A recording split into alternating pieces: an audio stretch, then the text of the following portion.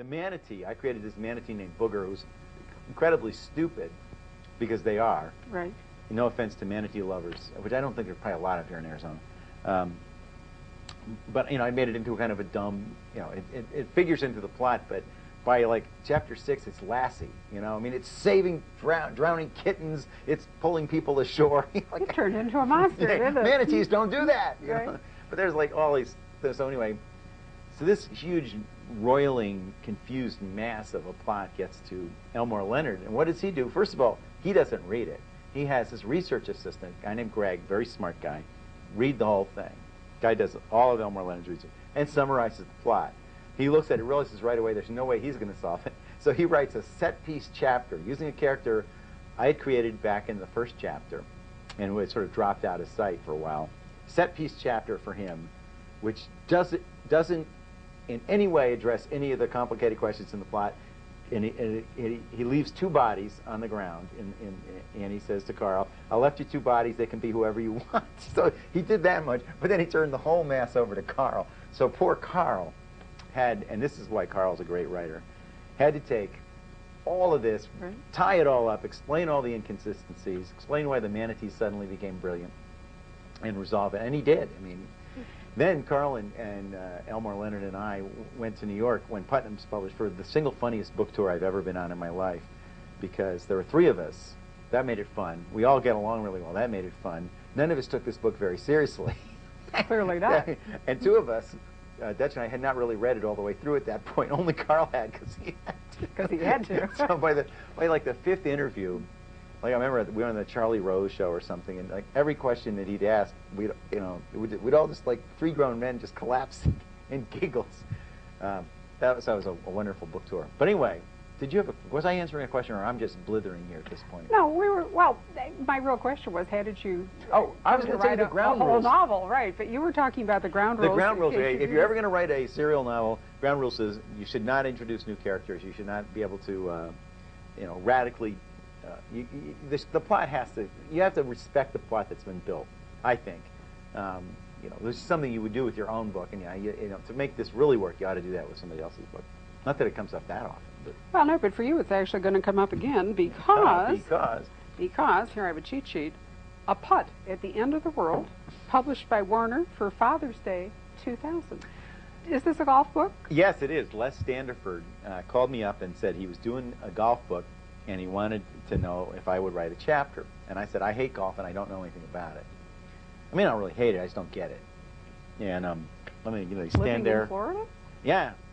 It makes it even harder to get it. Especially when they watch the highlights on TV. Here's a highlight, shh. Here's another highlight, shh. And I cannot tell, So anyway. It's a little slow for you. And a little like, I know it's hard. I know it's really, really hard. So is oral surgery. And I don't really want to watch that on television either. Maybe when you write Dave Barry turns 60, then I'll be a little clearer. Yeah, that maybe so. Anyway, I'll put at the end of the world. At the end of the world. So I said, okay, I would do it. Even though, I said, I don't know anything about golf, but I'll do it if that's, it's okay that I don't really understand golf. And he said, yeah. And so I wrote my chapter. I think I was chapter 7, and passed it on. I don't know where it is now. They knew better than to give you the lead off. I would have killed everybody. A bomb goes off and golf is destroyed forever.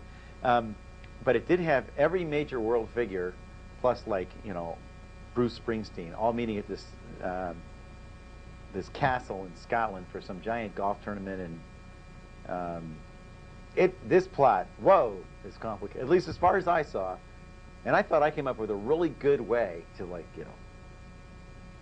you always think your idea for where the plot should go is the best. Then the next person immediately just took it somewhere else. So well, you only have to tee off in chapter 7 and get to the green, and then somebody else has to drive it home. So it ought to be fun. You're working on this with who? Ridley Pearson? Ridley, Les, and all the names. I'm blanking on the name. There were a lot of good people. There aren't enough books, which I'm sure Dave Barry's humor novels fill. But there are not enough books that are just fun at the moment, in my view. And maybe that's the reason that Naked King the Manatee struck such a chord. Yeah. It was fun for you. It was fun for us, too. I agree. People like to be amused. And there was a wonderful tradition of amusing, fiction in this country, well, really everywhere, for a long time. And it sort of drifted away, like maybe like Max Schulman and a few other people after him, but nothing like when there was P.G. Wodehouse and Mark Twain even. Mark Twain, yeah. And although you could argue, he had a serious dark side too. But I mean, people who are just trying to be. I mean, I always think of myself as, I don't even like the term novel, really. I would just like to say, it's a story. Because when you say novel, you immediately think Jane Eyre, or at least you're writing the same kind of thing. And I'm not. I'm not trying to. And I know I couldn't anyway. So. How did you get into writing your humor? I have no useful skills. You needed employment. Yeah, I mean, Did you start out to be a journalist? I didn't start out to be anything. I was not a driven, goal-oriented person. When I got out of college, I had no clue. I liked to write, so I thought if I could do something that would be writing, that would be fun. I had written humor columns for my high school and college newspapers. You grew up in New York, right? I grew up in suburban New York City. I went to Pleasantville High School in Pleasantville, New York, and Haverford College in suburban Philadelphia, where my son just started as a freshman. But I was an English major. It was the 60s. I was drifting around. I didn't know or care, really. And when I had to get a job, I applied for a job at a newspaper. Even though I had very little newspaper experience, I'd worked summers as an intern at Congressional Quarterly, which is a magazine in Washington, D.C. That was the closest I'd come to formal journalism training.